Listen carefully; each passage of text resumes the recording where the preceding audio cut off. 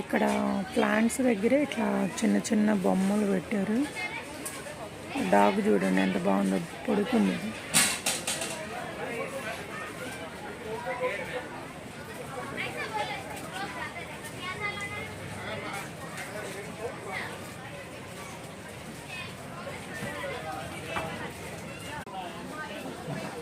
ఇది కూడా చూసారా, హ్యాంగింగ్ చేశారు, ఎంత క్యూట్గా ఉందో.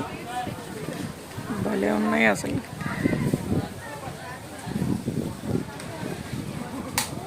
మా అబ్బాయి ఎవరో లంచ్ కూడా చేస్తున్నాడు, పాప లంచ్ టైం అయిందని.